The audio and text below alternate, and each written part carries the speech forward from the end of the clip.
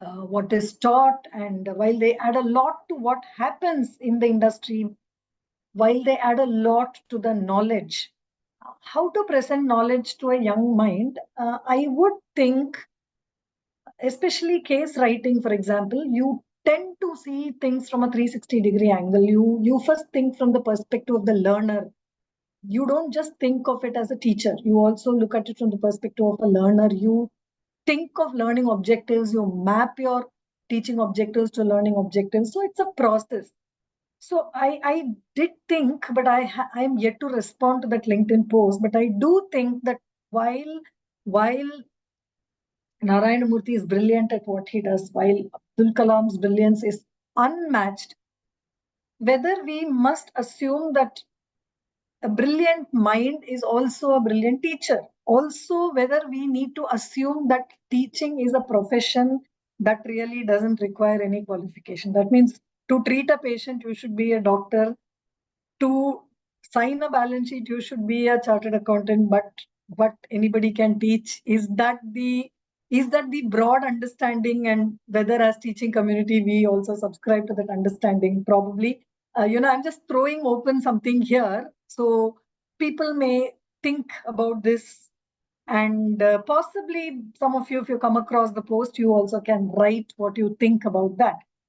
Personally speaking, I would think that teaching is a profession, and if one has to, like every other profession, like an architect, like a chartered accountant, like a doctor, a teacher has to have certain qualifications. A teacher brings a technique, skill, craft, and it is not just speaking. So, I mean, these are my opening thoughts. And with this, I will now share the screen and come to the key discussion topic of today, which is how to teach or how to run a class with a technical. Perfect. And madam, can the participants also ask you questions during this? You're comfortable with that? What Or I we would will do the Q&A afterwards? no, what I would suggest is possibly at least the first 20-25 minutes, I'll possibly share my thoughts. Sure, sure. We will have a, kind of a uninterrupted session, and then at some point, I think it would just feel right to start asking questions, and they can obviously start asking questions then. So I'll just put it on the slide share mode. Yes. Perfect. Huh? I will just switch off my camera so you have all the stage now. Yeah. Thank you. So how do we use a case in technical disciplines? So management, of course, we consider as a technical discipline. So how do we use cases? In case there is any disturbance or any audio, video, any problem, just let me know, because I probably may not realize. At this point, I just hope that my voice is clear. Okay. Yeah, it's clear. It's clear. It's perfectly clear. Thank you. How do you teach technical subjects using a case? So is there a need even to use a case? A case gives a context. So one has to remember this. It's very, very important, because when I'm speaking, for example, about the particular setting of the case, we must remember that a case only provides a context. So if I'm talking about an organic farmer, or if I'm talking about a fintech application in the context of a temple building, or if I'm talking about a manufacturing facility, we must remember that this is only a background, and our teaching objectives are very distinct from the case setting. So this is something that one must remember. So when I say a manufacturing organization, the case, at least in some part, must be applicable possibly to a service organization, possibly to a different kind of an organization. So similarly, if we are talking of a temple, part of it may be applicable to NGOs, some part of it may be applicable to voluntary organizations, some of it may even be useful for commercial organizations. So the context, while it adds to the charm and while it adds to an intrigue factor, is not to be mistaken as the key of the case. The key of the case is the learning and the teaching objectives. So what is this critical thinking? We will have, probably all of you are educators, so I'm sure many of you are going to have views on this. And how do you encourage critical thinking? So I'll just give you a small example that I'm just remembering this, that when my son was very young, we used to buy him these toys, this train track. So there is a plastic set where you bring the track together, you assemble the track together, you put a small train on the track and you run it. So I remember that he would assemble the track very painstakingly. He would do it. So that would assemble in an oval shape. And most of us, or possibly all of us, would just take the train and put it on the track and run it. But I would see that always my son would put the train either inside the track and run it on the small oval, or he would put it outside the track and it would run around the track. He would never put it on the track. For some reason, it never seemed right to him to just run it on the track itself. He would always try other variations, which for me as an observer was very intriguing, because it just shows that while 90 people may look at something in a particular way, the 10 people may choose to look at it completely differently. So, which is why giving a track is our job, but how they choose to run, I think is where the critical thinking comes. And when we have multiple participants in the class, this is what they bring in a case study setting. And I repeat again and again, setting, because it's just that. It's only a setting. It is not the story. It is not the theme. It is a setting which kind of, it triggers you to think in different formats. So that's what a case study setting does. And more often than not, in a case study, things are less than ideal because your practical problems are spoken about and the real world issues are spoken about, and therefore you don't have a perfect answer or a solution, and which is why it encourages. हाँ कोई meeting का ना ज़्यादा कुछ no problem उनको उसके लिए पूरा YouTube So this is why I would more often refer to this not as a case study, but as a case setting. And of course, it helps people to think through problems, bringing their own unique lenses. Of course, again, since I assume I'm addressing an academic setting, a fairly enlightened audience, so you would understand that as teachers, we do not want students to just memorize, or worse still, find ways of shortening things, or reducing the scope.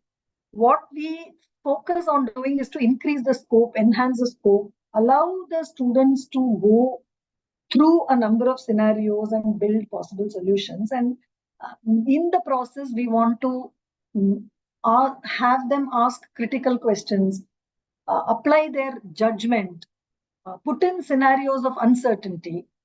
So if I have to take an example, there is a case of mine that talks about project finance. So here the project is not a run-of-the-mill project, but it's a social project where somebody wants to produce hydrogen, clean energy. So then the banker does not have sufficient templates to evaluate a clean energy project. So while a banker may be able to evaluate a toll road project, a banker may be able to evaluate a building, they may be able to evaluate a metro train project. How do you evaluate a clean energy project? So what the case setting does is that it throws this kind of an unknown, and Now that is what really creates interest in the case study learning teaching methods, because when you have so many unknowns, it starts to mimic the real world. Now, how do you teach or deliver a case? So, a lot of our management cases, by definition, are data driven. So, we have, it would be a good idea for us to create some structures for those data. For example, if it's a balance sheet, then possibly look at certain ways to analyze the balance sheet. Or if it is a funding project, then look at certain scenarios and build a debt equity structure. So that would really help in funneling through the discussion, in getting the students to focus around the problem. While they look at the problem from multiple lenses, they finally have to come to a business solution, and therefore it helps them align around something. The case study also forces the participant to wear different hats. So possibly sometimes it's a budgeting problem, whether you want to hire your HR says that you need to bring in new talent and there is a funding constraint. So what would you do if you are a CFO? What would you do if you are the CHRO? And how do you reconcile these positions? So a lot of time cases are able to help the teacher to bring these conflict situations into the class and ask them to don various hats. So the role play, or to understand the same problem from multiple perspectives. So that's also something that case helps, and therefore the strategy for teaching that case has to be to at least position the case from a few stakeholders' perspective, or to be able to get that discussion in class. So like I told you, case essentially has a dilemma. It has a googly, it has an unknown, it has a variable, it has a real life situation. It has something that is not your plain vanilla situation that, people come face to face with every day. So therefore, the student engagement is very, very forthcoming when the dilemma of the case is very clear. So whether there is somebody who is looking at running his business, whether he has to place his product in the luxury segment or take it as a value for money in the economy segment, it's a dilemma.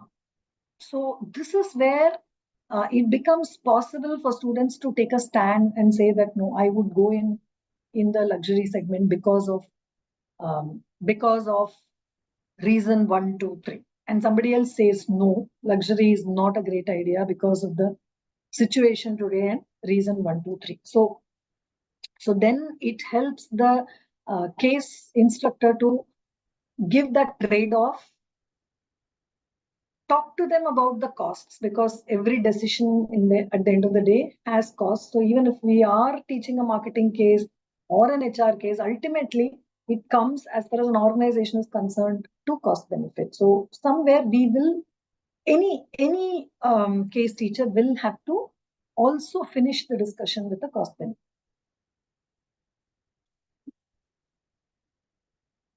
So obviously case teaching requires a lot of preparation.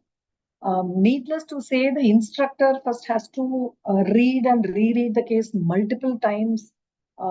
Even though the teaching note may be useful, my personal experience also has been that there are many cases where I have created my own teaching note.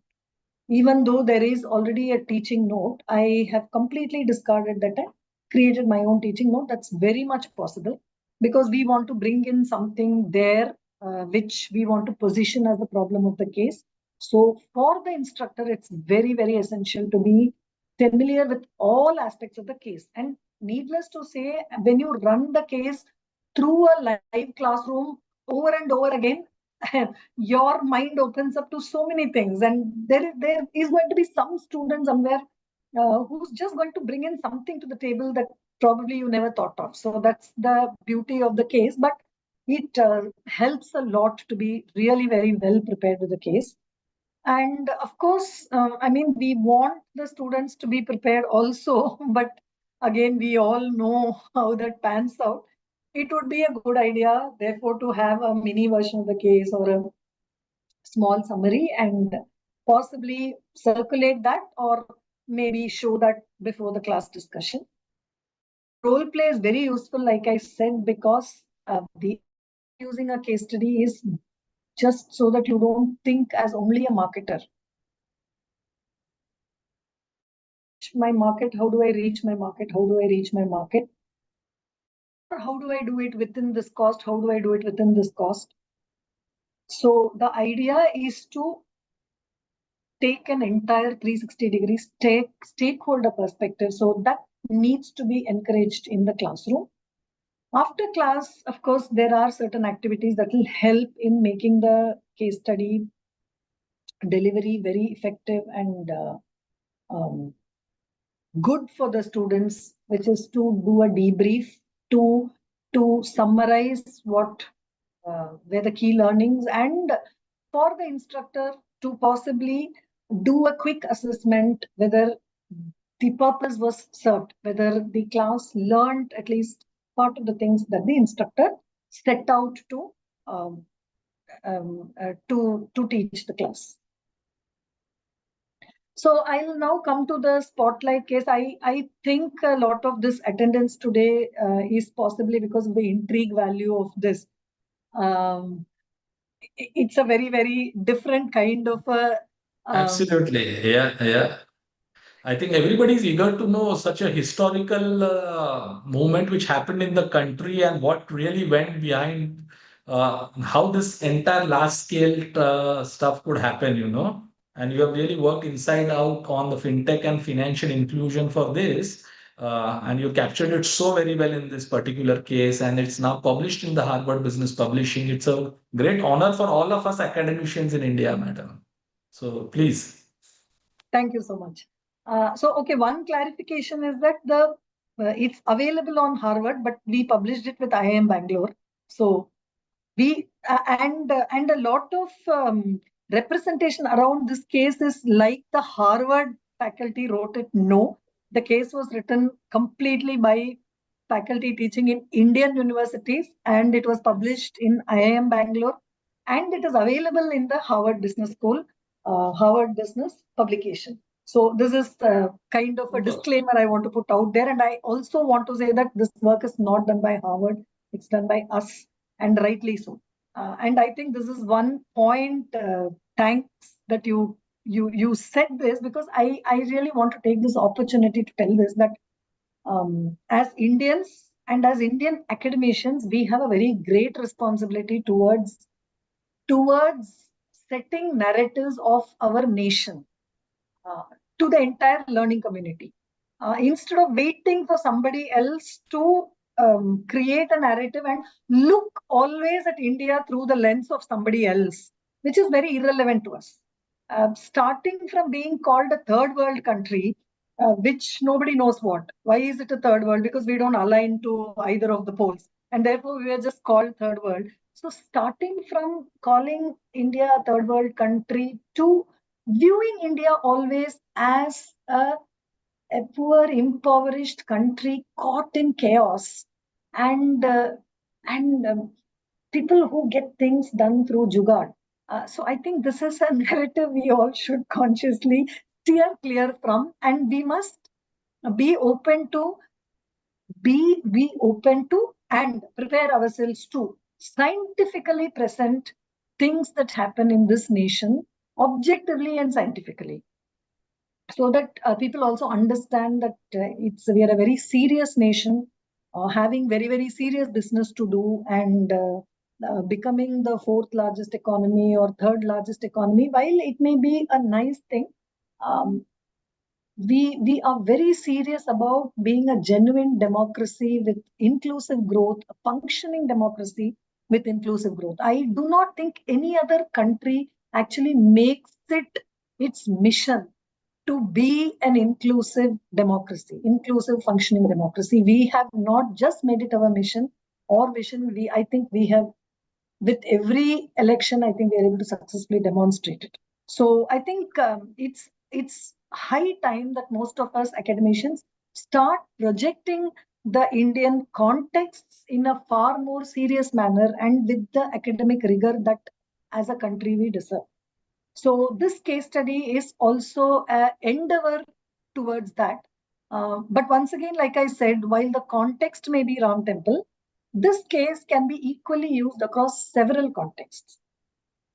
So now what I thought before presenting this case like this is a very important activity that happened in the 45 days when donations were taken for the construction of the temple. So the first outlook about this is that it is public fund. It is public fund that carries enormous accountability and therefore requires transparency. So I was curious how this transparency was maintained. So when I went looking for the answers, we were very fortunate that the whole thing happened, I think, through a series of lucky accidents. The first lucky accident was that my own PhD student, Chandan, I think in the end I will ask him to switch on his camera and say hi to all of you. He's participating here. So he came and showed me an application. He said, this is what we used to do the collection.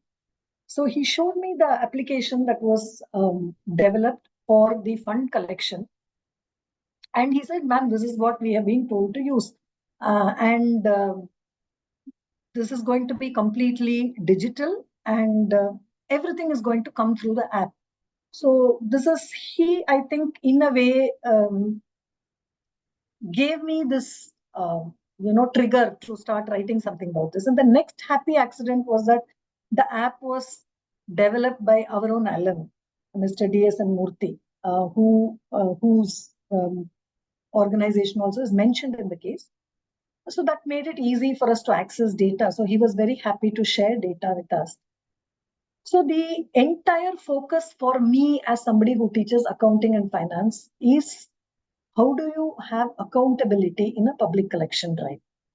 How do you ensure accountability, transparency? How do you have real-time audit happening? And how do you present this finally to the people and possibly, since it was a quasi-government initiatives, as a government constituted the trust, so then audit becomes a very, very key issue. So as an accounting teacher, I think this is what came to my mind first. But then, so if you look at I'm just describing whatever I have described in the case, that obviously a structure was created and then volunteers were there on ground. So none of this was an X factor in the case because there have been large fund raising drives in the context of churches, mosques. So everywhere public money is involved, everywhere. So in fact, there are cases, very interestingly, even from Pakistan, where the authors talk about using blockchain because charity is a very intrinsic part of Islam. Charity is an intrinsic part of Christianity. So how do you use blockchain and, give the user anonymity, but at the same time give a lot of traceability of the transactions. So this was not the X factor at all. The X factor was that COVID happened. I mean, just when all of this was announced, when teams were created, when the entire structure was planned, COVID struck. That was the X factor 1.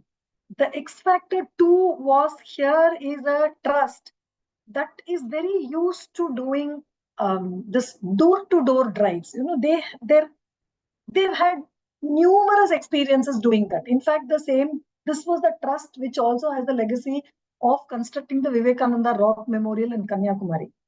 The Vivekananda Rock Memorial was actually done by collecting 1 rupee per donor. So 1 rupee, the cost of a brick was 1 rupee. So every donor was asked to give 1 rupee, and that's how the entire Vivekananda Rock Memorial was constructed. So these were legacies of this organization, and this is the background from which they come. So now you have a COVID, and now you have this entire, the X factor of digital management of the entire process. So which culturally they were not very comfortable doing. So these, for example, are points of discussion in classrooms where you can discuss about how NGOs which are bootstrapped for money, how do they replicate? How do they reach out to multiple number of people using technology? So technology as an intermediation for organizations that are culturally very, very human driven. So that was emerging as a very key, interesting aspect in the case. Of course, so again, like I said, as a finance faculty, I was quite surprised and therefore thought it fit to document that the transparency was maintained, and the audit happened on real-time basis, and the volunteers were supposed to report every day, and the MIS reports were generated very diligently using the app. And like I said, we could get the daily collection data and all other data, that the number of volunteers, collection that happened per district per day, so day-wise collection. So all of this was available because the entire process became digitally driven, and therefore everything left a digital trail. So when we present a case to the class, everything is not hunky-dory. So we don't take a case where they live happily ever after, and the man and the woman walk into the sunset happily, which seldom happens.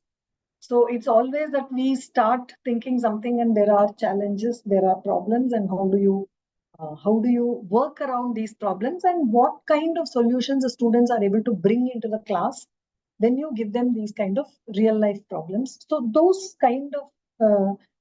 are also discussed in the class, and this gives you a good opportunity to bring these discussions. So in the Indian context, for example, especially given the COVID,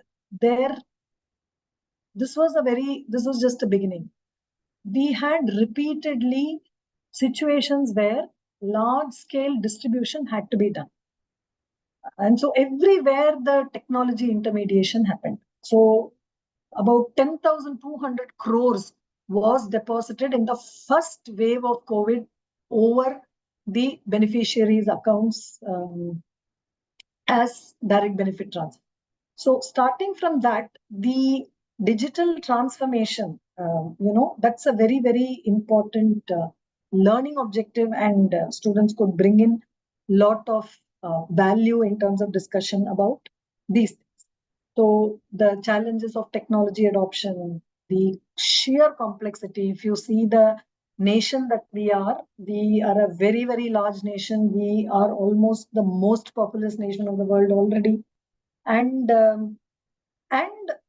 we are a very curious combination of a not very literate nation, but we have worked very well with technology adoption, much better than even developed nations.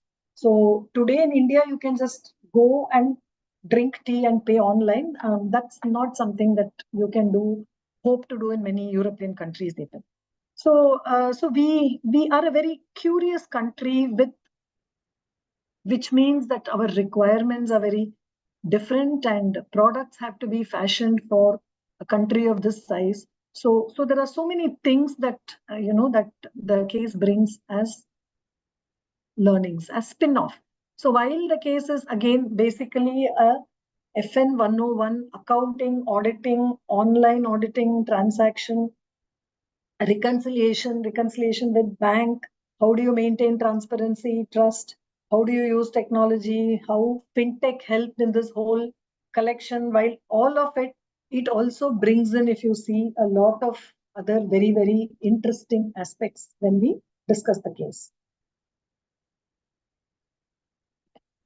So I think this is largely what I have about the case. I do still have a few more things to talk about, but I think now is a good time to. Yeah, I think it's a good time to open for the Q&A. Yeah.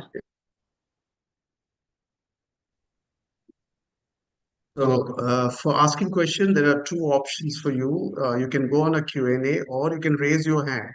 I will allow you to open your speaker and then you can speak too. So we have two options right now. Please explore any of the options. In fact, Kiran, you can get them on the screen also. Yeah, we can get them on Let's the screen. Yeah, meet our colleagues, yeah. That's the idea. So feel free to ask questions or some suggestions, some inputs. You can have some thoughts or reflections which you would like to talk about the case method, this particular case. Maybe speak something to Ranjani ji. All is fine. Huh? So raise your hands and we will let you in.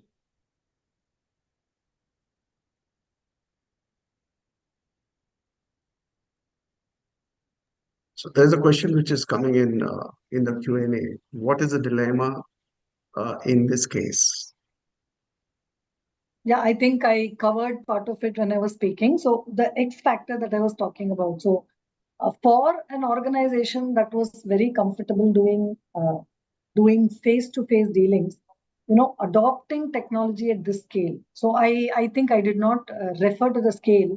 While the entire collection was being planned, the target was 1,000 crores, which seemed like a massive amount, 1,000 crores to be collected over 45 days, and which was to be done like a door-to-door exercise. So people would go, volunteers would go collect money, or volunteers would go for possibly scan an app at best. So because the trustees are slightly old school and this is not something that they were ready for. So the dilemma in the case, if you could call it a dilemma, it's a huge, part of it was pushed because of COVID, but how does an organization that believes in only engagement face to face, a very conventional organization that believes in a meeting or sampark, how do they align themselves to something that is completely driven by technology? So most people see technology as elimination of human touch. So whether they were ready for this level of automation, this level of, everything happens through an app, everything happens faceless, and because it was COVID, contactless. So the key there was whether to postpone this whole thing or to go ahead and just be okay with the digital intervention and experiment with something digitally, because there is a real risk of the culture itself changing because of this because it's a very huge thing. So now coming back to the scale, the target was 1,000 crores. The actual collection was just in that period 3,200 crores. And just a little after, because the money didn't stop coming, it just kept coming. So it came to 5,200 crores. So that's the volume of money we are talking about. So the whole the problem there was whether to focus on the people connect or look at this as an activity of donation drive, or so which the trust was not wanting to. The trust wanted people connect, but it did become a donation drive. That too technology enabled or technology led eventually. So this is a dilemma for many organizations that operate in a very traditional sphere, technology adoption. So how do you convince your stakeholders for technology adoption? So that is a question that the case also talks about, discusses. We have Ashutosh. I've allowed you to speak. I'm going to take all hand raised in a sequence. So one after another. Yeah, Ashutosh, you are free to ask a question. You can also switch on your camera if you wish to. Then slowly I'll take it up. Yeah, thank you. Yeah, thank you. Good. Yeah. Rajni, it is a very interesting case where you have talked about the digital transformation, particularly as you said that in India, the best thing is that you can have a tea and pay online. And I have also seen the foreigners who come and they use a rickshaw or something and they can pay even to rickshawala. I'm so sorry, rickshawala online. Can you hear me? Yeah, I can hear you. Yes. Okay, yeah. So, but I think I missed. I'm in the office, so I missed something when you were discussing about the critical thinking and discussing about your own son that he used to uh, run the train off the track. So, what was the essence there? So, I wanted to ask you maybe if you can devote 2 minutes on that. So basically, it is just to give a situation. So I was just laying the background for saying why I would never call it a case study, but I would just call it a context. So when you give a context, you don't define the solution. You just give the tools and then you let the solution evolve. So this is what we try and do in a class. Then we just give them a situation because people may react differently to the same problem or the same situation, and you allow them to think without boundaries. So this is the context of why we use case as a teaching mechanism. So I was just building up for that. So I But think that was the part. normally we kill the curiosity uh, and push the children to run it on the track. That is normally we do as and does not allow the critical Okay, thinking to both grow. as a parent and as a teacher, I think this is just my personal. I always submit myself to the audience. As a parent, I don't think I should raise my child. I in fact think that my children also raised me as much as I think I may have raised them. So I'm always learning. I just watch. It's the same with my students. Most of the time, it's not I who teach them anything. It's I who learn with them. So to that extent, we all are very lucky to be in a profession like this where we get exposed to different set of minds year after year, younger and younger minds, and that helps us to be, young, nimble, learn a lot of new things, look at problems from a very, very different perspective. So I think that happens when we allow, even in a case, you don't have to bring it to a conclusion. If you really want to give them, that's why I said the tools. Many times we need to keep those tools. For example, an NPV IRR, we build a few scenarios so that the technique is learned by the student. A balance sheet, we identify a few key ratios, key variables, keep them in a learning note or a teaching note, and possibly get the students to work on it for some time so that they understand the technique. But the technique at the end of the day is only a tool to reach to the solution. So I don't have to do ratio analysis specifically to come to the solution to this problem. So it's a mix of, therefore, techniques and experiential learning, and therefore we must leave a few things open-ended. So as to, like you rightly said, not kill the curiosity.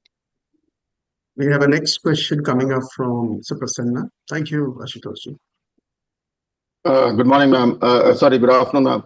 Now, if you want to use case study as part of assessment stack, so you have to want to put say 3 or 4 or 5 questions at the end of it, because many cases do not have a question at the end of it, but you want to use it as a assessment stack, part of the assessment stack. So the 2 parts of the question. One is, how do I formulate relevant questions, because the case can throw up a large number of questions. So how do I shortlist that? Number 1. Number 2, my perception of the so-called answer or the DS solution, as we call it, may be different from many other students. How do I reconcile that when I'm actually using it as an assessment? Can you throw some light on these 2 important aspects? Thank you. Okay. So first is, how do you use it for assessment, whether you give closed-ended questions from the case? Because we need to give marks, grades, etc. Sometimes we may have to use the case as a template and possibly ask one or two technical questions. So you can build on the technical questions to see if the student has learned that technique. So it could be something in optimization, it could be something of linear programming, it could be something in building an income statement or a cash flow statement, whatever. So we also trying to give them some kind of technique. So we could, a part of your assessment could be on the technique. Another part is, why did you use this and what did you learn from using this? So could be a little more open-ended, and we could see if the student is really applied their mind. So this is about the first part.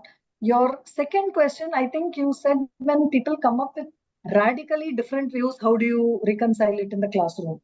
Have I understood it right? Not only in the classroom, while marking, it might be like I might find it completely different from not only from my perspective, but from comparatively from other students' perspective as well.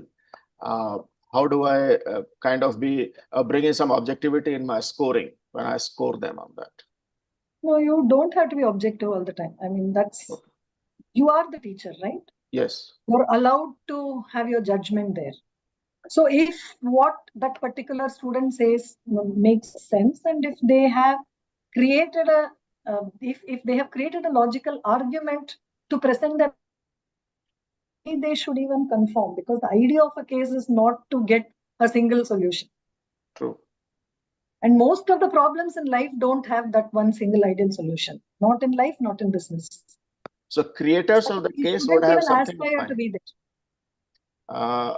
So my question also comes from the background that the creator would have, since you said about the context is already set, the creator would have some thought process in while creating that.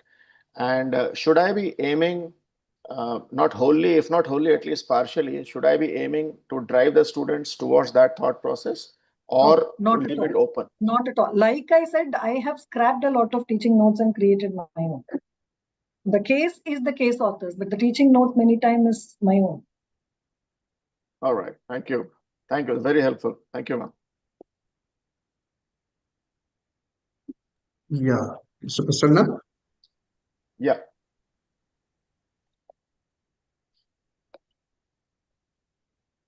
There was a question that okay, let me just go back, because I think that was a role play. Yeah, there is a question here. Can I take that question while Dr. Krishna Mohan? I think we can take this question, yeah. Yes. As you said, role play should include, so how many hours should be given in the class to discuss and come to the conclusion? So, so this is a very good question, which is why I think I'll just address it now. Case study does not mean free for all. That's why I said for the case instructor, it's very essential to go through the case again and again and again and again. Why? Because while we want to encourage creativity and everything, it cannot be a free for all going towards, nothing in particular. You just go spend some time talking to people and, listening to, okay, you're also right, you're also right. No, no, really, that's not really how a case to be taught. So we need to keep time limit for each of these. So even when we do a role play, ideally, I'm saying, there could be exceptions. Ideally, a case delivery time is 90 minutes. So you need to plan for those 90 minutes, and you need to stop people, and you need to take the role of a moderator and again summarize, and finally bring it into a nutshell so that people carry something as key learning. So it's very essential to regulate the class. It cannot be a free for all with people just going on it. That's not how a case should be delivered effectively. I've just allowed Mr. Prasanna, you had some, yeah. Mr. Prasanna, you would like to have some questions? Yeah, so there are multiple chats which is coming. We'll take one question, one chat kind of a thing. Sure. Yeah. Yeah. So maybe Mr. Prasanna or Dr. Krishna Mohan, do you like to take a question? Yeah. No, my question was answered, so I can exit. Oh, you already given. Yeah, already answered. Yeah. Yeah, thank you so much.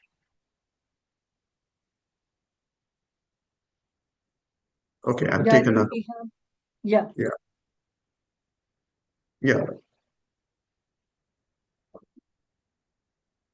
Okay, my question is in the chat. So I'm just reading the chat here. Sure. Am I correct to say the project was successful because of the emotional connect? Yeah. So this is like I said, no, this is just a context. So this could be a church, it could be a mosque, but these collections happen. So really, that's not what we were focusing on. Is when it is a tech-driven collection. You know what happens when it becomes so contactless, then how does the audit and everything happen? So the next follow-up question here is security measures taken while the money was transferred. So 3 banks, initially it was only with State Bank of India, but again, because State Bank could not handle the volume of money coming in, Okay. so then 2 I'm more sorry. nationalized banks were roped in. Jaldi. 2 more nationalized banks were roped in, and as far as the security measures were concerned, the money collection was always happening in multiple lots, lot of places, lot of volunteers. So all of them were simultaneously updating the app. So updating the application was a job given to the treasurer, and he or she was supposed to do it meticulously.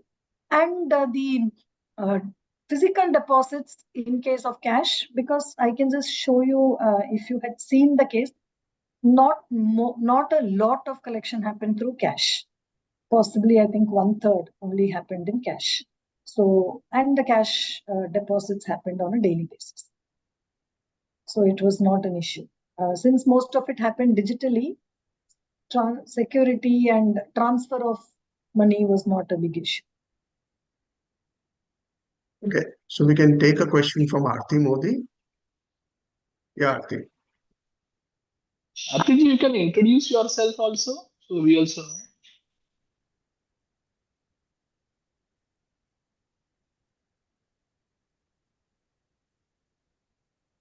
Yeah, Aarti, are you speaking?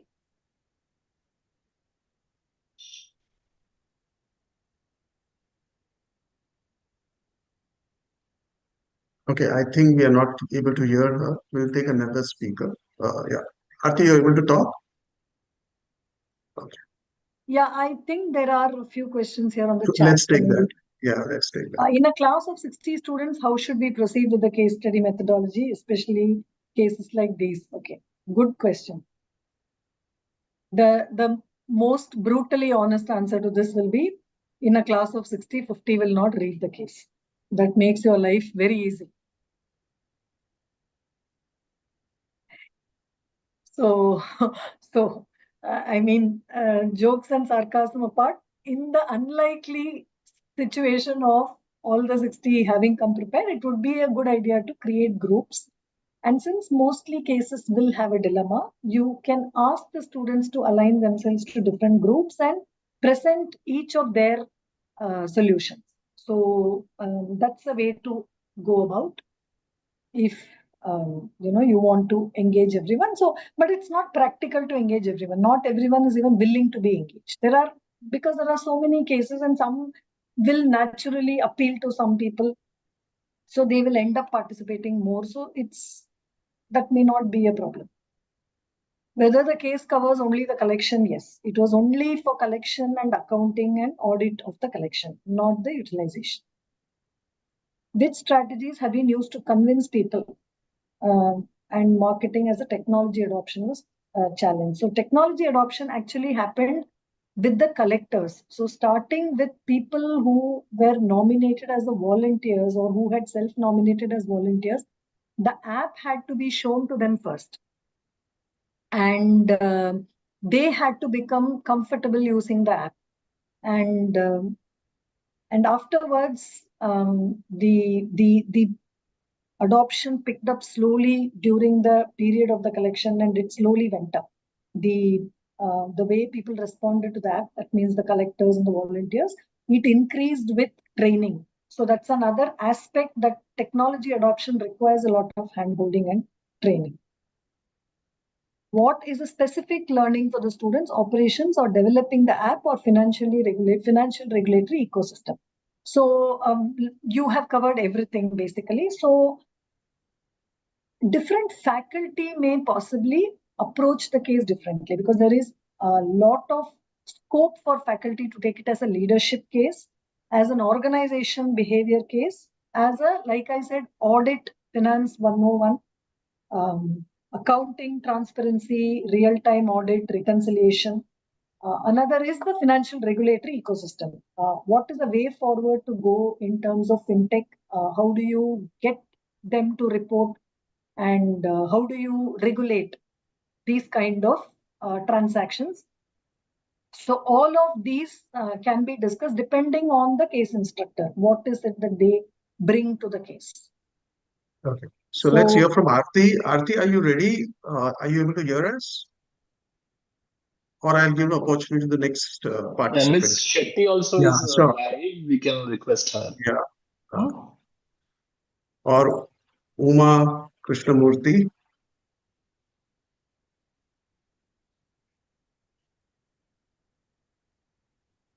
There are a lot of questions here. There are a lot of questions. Yeah. On the, so I'll, since there are people here who have raised hands, we'll take from them. Yeah, so you're allowed to speak, whoever. I'm just giving you an option to speak. Ask to unmute. Aarti, are you able to speak? I think there's a problem. She's not able to speak. Yeah. Then she can probably type the question in the chat and we can still take it. Yeah. Good afternoon, ma'am. Am I audible? Yeah, you are. Yes, ma'am. I have put my question in Q&A box. How did the case study facilitate peer-to-peer learning and collaboration among students? Okay, so now this is something that as a professor, you may never understand how they have collaborated with each other, but largely, especially somebody like me, the case author doing the case, this is a limitation that I may take it as a finance case. So in fact, I have run it as a finance case only. So the focus tends to be there on audit, regulation, fintech, and issues in technology adoption, and what are other possible use cases for fintech. So these are the kind of discussions that tend to happen when I use this case. It may be a good idea for 2-3 faculty to collaborate and use this case, and in that case, we will see probably more of peer learning or people bringing in multiple viewpoints to the case. That's a possibility. Thank you, ma'am, for answering my question. In my university, NAC visit is going on, and today is the second day. Still, I was very keen to attend this online session, and thanks to Dr. Sameer for organizing this. I'm very much interested in listening to you, ma'am. Sir, I request you to, if we can have the recording or some drive link, so we can watch it again and again, and it will be helpful for us. Sure, Dr. Kul. Dr. Sameer, I have a request. Can I ask Chandan to just switch on his video so I can, because I see that people are leaving. I would like to acknowledge him because he has helped me in bringing together a lot of data for the case, sharing his experiences on ground. Yeah, Chandan, please raise your hand so we can identify you.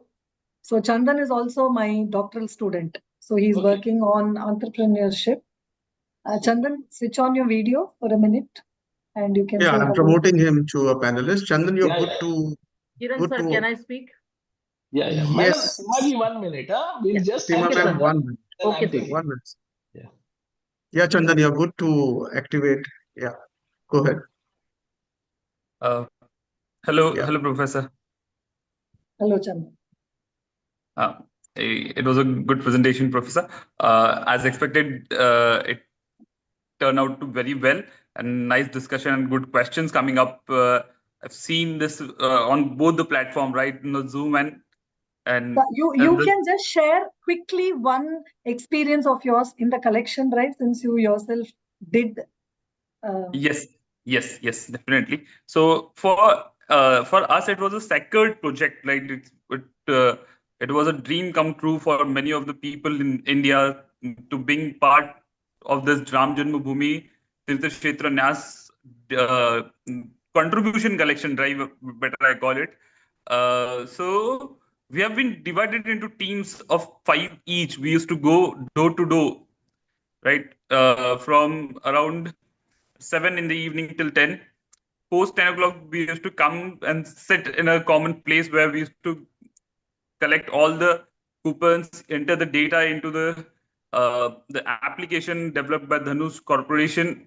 And in the next day morning, there was a person assigned a task to submit the amount, whatever collected in a hard cash to the banks, which has been banks and branches, which specifically has been designated for a particular area. The whole of the India was divided into 42 zones, I guess. And I was part of one of the zones, one of the districts, district collector team. So it went well. It was not only in technical part, it was a success, but on a spiritual and on a social end, how the people turn out to contributing for this, and how the team has collected it effortlessly. We have completed it. Humongous task, and it was not easy. And many a time we have come across with people who have kept their earnings for like tens of the years. So just to contribute it to the Ram Janmabhoomi Tirtha Kshetra Mandir whenever it will be built. It was a what you can say, a very interesting project to be part of. And then when you took this project for writing, and again we'll leave the occasion again and again for several days, remembering what would happen. That was a nice kind of time. And again, watching you delivering this session, it's amazing, ma'am. Thank you very much. Thanks, Chandan. Thank you. We may go to Seema ma'am, please. Yes, Seema ma'am. Thank you so much, Chandan. Yeah, good evening, all of you. Congratulations, Rajni ma'am. Thank you very much, Dr. Samir. Congratulations to Chandan. Very good presentation, ma'am. And I just wanted to explore some more, being a very qualitative type of social scientist, that as the title suggests, effectively, I can also link it or explore it to even as a religious case. India being a very diverse democracy, I think the amount being collected for such and such event, I think it also underlines the religiosity and the faith-based, the population of India. This won't happen in any other country, for the sort of this event or such. I want to just explore another type of, a theme from this kind of case study. And that's the beauty of a case study, that people can bring in their own perspective, whatever they think is the key. They can. That's why I always use the word case context. So you can build based around the context. You can build, what you would like to build. Yes, ma'am. Thank you. Thanks. Hello, sir. Good afternoon. Good afternoon. Good afternoon, ma'am. Parvesh here, Assistant Professor, Medhavi Skills University from Northeast Sikkim. So it was a pleasure having this sessions with you. So after hearing the sessions, it was a very huge project that you have taken up, writing this project, and we'll be eager to have that papers. If we do get the allow to see that papers and take the context in our daily to daily classroom and basis. But just I want to ask the questions during because most of the students in our management and School of Management and Commerce, we usually send the students on-job learning process. On-job learning process. So students do get the hands-on experience on experiential learning most of the time. And relating to the case study, they too get sometimes bored. Sometimes get bored. Why do we have to study the case study and all? Why do have the importance of case study and all? But they don't think that it is a important part, needs to relate or think, and we try to explain a context of, if we are having a class of 40, mainly the students who turn up or taking the case study thing and relate their project on coming submitting the project, they merely or barely they relate to their case studies and all. And if we go to a different departments like healthcare and all, the total dependency on reports and all, it's related to the case study. In minor cases on management and commerce, we are very less in regard the students get related to the case studies and all. So there is any solution or some part of thing that can be done for the students, we can relate to them, or some other ways that we can make more enjoyable to them to get into this case study thing. Yeah, okay. So I'll just take the first part of your question. You say that they do go out and do some summer projects, this and that, but I think they get exposed to just only one aspect of a business there. They may be put in maybe accounting or marketing or sales or, any one function of a business. So this is why it's very important, especially the selection of case is very important. It should be a very unique context. Now, this, for example, is not something that not many people may have been even volunteers. It was, like I said, in my case, happy accident that, somebody very well known to me also developed the app, was a part of so this was a very, it tied from all ends. But it's very important to choose a case context. It should not be an everyday context. I kept insisting that is why that there's always something called an X factor. So what happens in that challenging situation?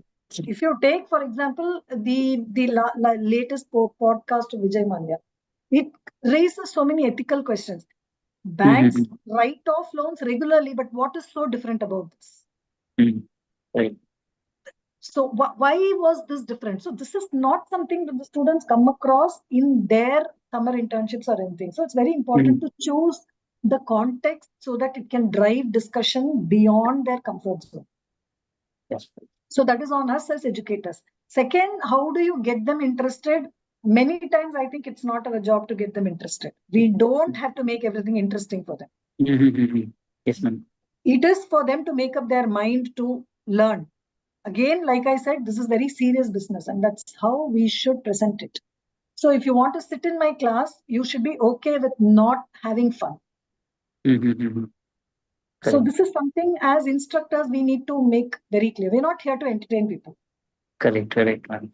We are here to help them think, and so that critical thinking process means they're going to put themselves through a lot of discomfort. So that's a given in teaching learning process. Yes. It is also why just the brilliant minds cannot come and engage students at any point in time. You need to be a teacher. Right. Yes. Correct, ma'am. So main thing is that nowadays the AI is so hyper that the students, whenever the videos I do say some in the classes to not to use much of your AI, use your own brains while using your AI, chat GPTs and all. I don't totally don't disagree on using AI, but main thing, students start using anything. I have given a case study on that. They will directly make a report of 15 summary, summary, and directly there. And main thing is that a creative thinking, a creative analysis have gone degraded down because of this AI. But I don't think it's something has to be totally not to be dependent. We cannot avoid this. We also have to use AI. We also have to learn to use AI. We also have to. We have to encourage students to use AI creatively and positively. Creatively, technology, because we are talking about technology that has been used in this entire collection. Correct. I should at least not say that. Sometimes, correct. Sometimes we do get disadvantage of that thing and during the classes and all. So, anyways, it was a very nice hearing it to you, and I got the time that I got the time to ask you a question. It was honor, ma'am, and it is very interesting sessions that we had. Thank you so much. Thank you. I'll just add for Mohammed also. And what you said is right. We are not entertainers in the classroom, right? We are teachers. But at the same time, it's the biggest challenge which academicians are facing across the world today is to engaging the disinterested, limited attention span students. Absolutely correct. That is a challenge. But then how do we solve this challenge? The way to solve this is to make things engaging. The days of pure PPTs and textbooks are over. So Correct. interactive, engaging content like simulation, cases, experiences is what is going to drive education in the future, right? Otherwise, students won't be interested in us. It is a combination of how we had this case about faith, finance, and technology, fintech.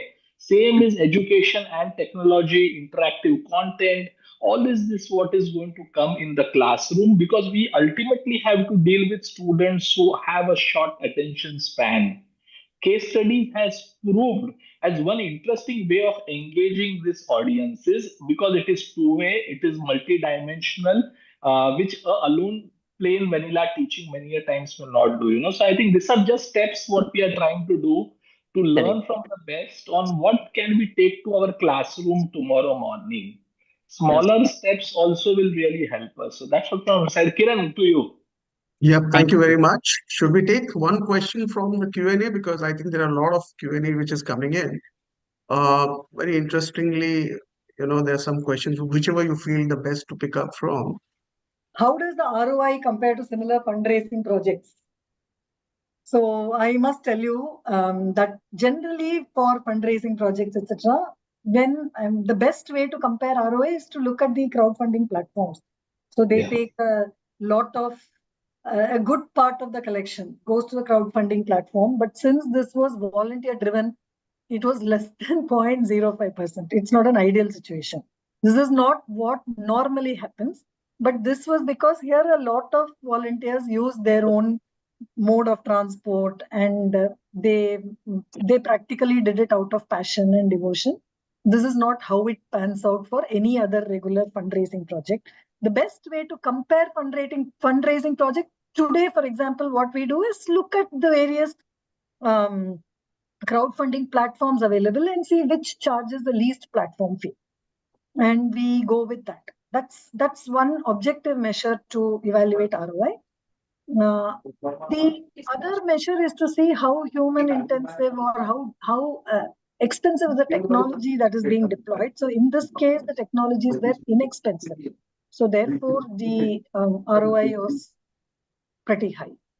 So let's take a question from Aarti Modi. Hi. Yes, sir. So am I audible? You are. Yes, Aarti. Am I audible? Yeah, very much. So, good afternoon, ma'am. Thank you so much for today's session. It was very, very, yeah, it was, yeah.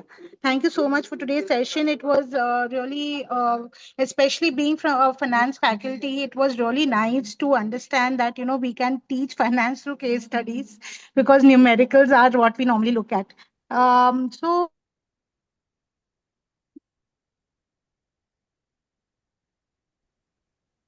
Aarti, we have Yes, sir. lost you.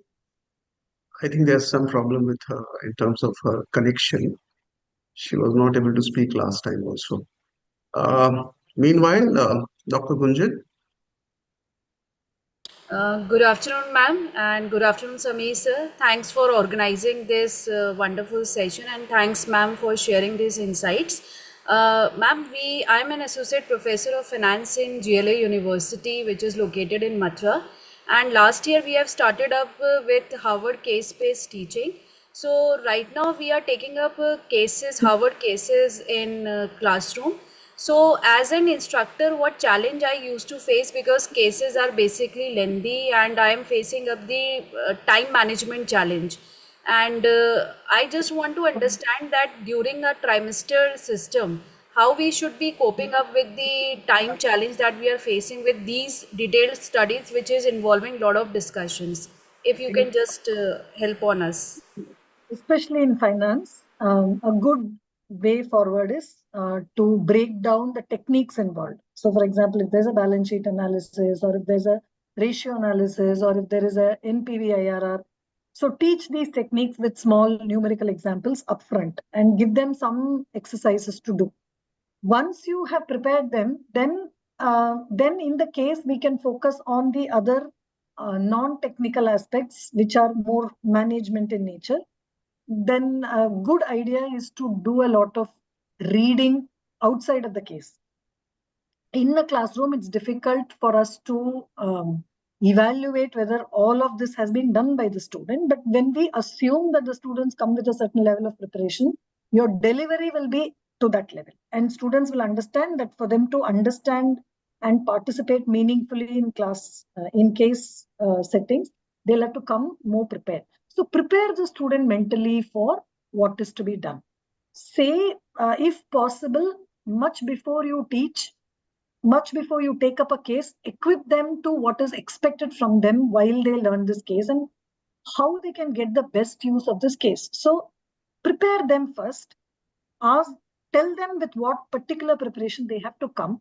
And then when you engage them in the case study, I think it's much more impactful. Okay, ma'am. Yeah. Thank you. I will try Thank to you. implement. Thank you, ma'am. Dr. Gunjan, you must also explore the brief cases and quick cases, which they are not very lengthy. They are 3 pages, they are 7 pages. So you can start with that in the beginning to create that culture of teaching with cases, and then you can move to some lengthy cases. Sure, sir. Thank you. Quick question I think we can take from The chat box. yeah, I think there's something which is Arindam Shah. How to write teaching notes? I think Sameer will have to have another session for that. Yeah. It's a little difficult for me to answer that question Yes. like this. Should the solution be always backed by a theoretical model? Not necessary. But perception alone is not enough. There has to be some logic. So student has to demonstrate either through some theory or through a technique why they are saying what they're saying. So for example, if they say, I support this decision because the profitability has gone up by so much. I support this decision because the customer base has gone up by so much. I support this decision because the customer testimonials have been positive. So there must be, we look for something that the student has seen why he makes a statement and not because I feel so. How do you handle confidentiality or sensitive client information? We always take permission from the subject of the case. We show the case to them. They give a go ahead on the case, and only after that we can publish the case. And in this case, we had to go and show the case to the trust, and only after their go ahead we can publish a case. So, so confidentiality is a given. We don't breach it. So that's something you have to follow as a case writer. Suppose the case is done, and then the subject says, I'm not comfortable, you have to scrap it. You have to have that ethics. So there is no way you go beyond the subject of the case and disclose anything that they don't want to be disclosed. Experiential learning. Okay. What kind of questions can we ask to students in the case? Many times, if the case has been delivered well, if the context is something students can relate to, then 1 or 2 technical questions is a must, because as a teacher, we want to introduce some techniques to them. So those are must. Beyond that, I think any other question that the faculty, for example, whether they want to focus on the HR aspect or whether they want to focus on the behavior aspect, I mean, it depends on the faculty. Is taking permission from the organization or company mandatory? Yes, yes, very much yes. That's a capital S. Can we write a hypothetical case? You can, but it generally doesn't get published because it doesn't represent real world situations. How did the case study facilitate peer-to-peer? I think we took that. We are from a healthcare institute. 30% are interested while the rest are passive. And this is how it is going to be. So the ones that take interest benefit from the program, and the ones that don't. So we are responsible for teaching. Yeah. They are not responsible for their learning. They are responsible for that.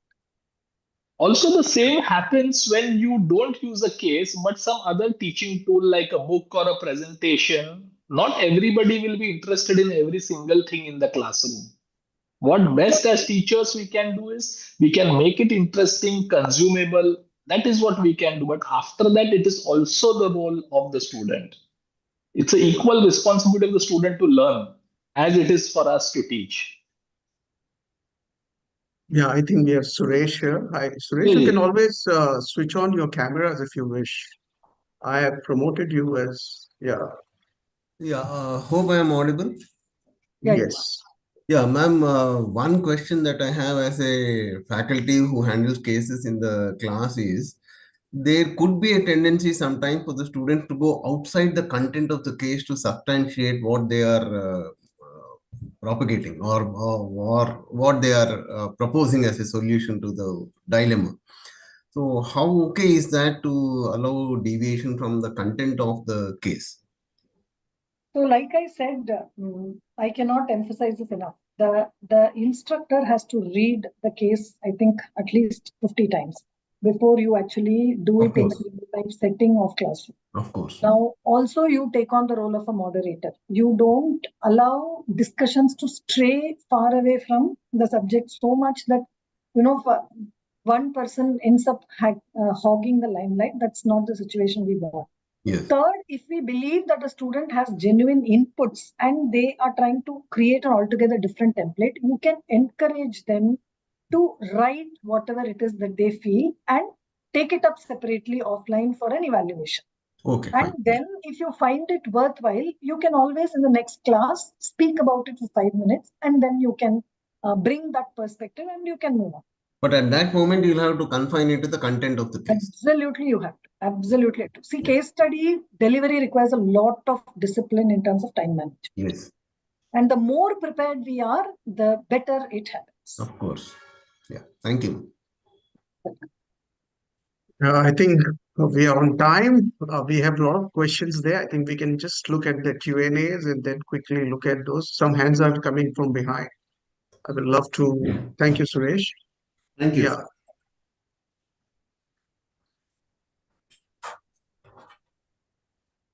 Did you have to mask the data? No, I didn't have to. What ethical issues need to be taken care of? The consent of the organization that you are writing a case on is an absolute necessity. If they are uncomfortable, you may have to ditch the case even if you have written it. So there is no ethical dilemma here. It is them and it's their wish at the end of the day. What is the right approach to discuss the case study in the classroom? Samir, you have to help me here, I think. Yes. Yes. No, we will have a separate session on how to teach with cases. Today's objective is to know the author and take some primary tips on a particular case. Yes, we will have to do separate sessions on that. If there are secondary sources used in a case, how do we authenticate it? Especially in finance, Aarti, I think this is not an issue at all. We have published balance sheets and many times the cash flow statements, etc. So those are good to go. The rest that you cannot authenticate, better not to use.